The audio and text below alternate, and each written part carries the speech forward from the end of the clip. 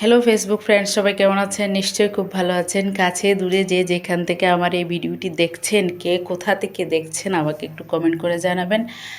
তো কথা হলো, আমি অনেক দিন ধরে কিন্তু আমার এই পেজটি থেকে বা এই আইডিটি থেকে ভিডিও আপলোড করতে পারিনি।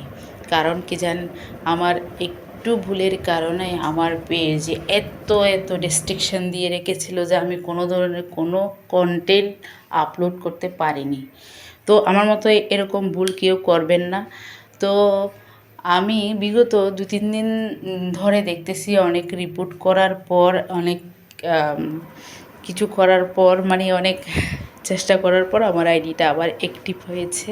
মনিটাইজেশন বলেন, সব কিছু আবার অ্যাক্টিভ হয়েছে, যার কারণে আমি ভিডিওটা আপলোড করলাম।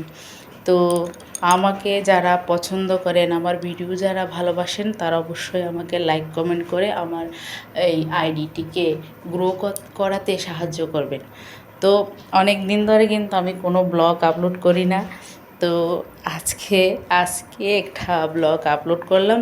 তো ব্লগটা হচ্ছে খুবই ছোট, দেখতেই পাচ্ছেন আমি কি কাজ করতেছি। তো এইসব কাজ বাজ এগুলো নিয়ে আমি থাকতে চাই। বিভিন্ন ধরনের হাতে তৈরি জিনিস আমার খুব ভালো লাগে। তো মূলত আমি এটা করতে গিয়েছিলাম, আমার মেয়ের একটা নাচের প্রোগ্রাম ছিল। তো ওর কামিজের সাথে ম্যাচ করে হচ্ছে চুড়ি কিনতে হতো। আমি দোকানে গিয়ে দেখলাম এই চুড়িগুলো 200 টাকার উপরে বিক্রি করছে। তো আমি যখন একটু হাতের কাজটা পারি, তাহলে ভেবে দেখলাম নিজেই করে দিই না।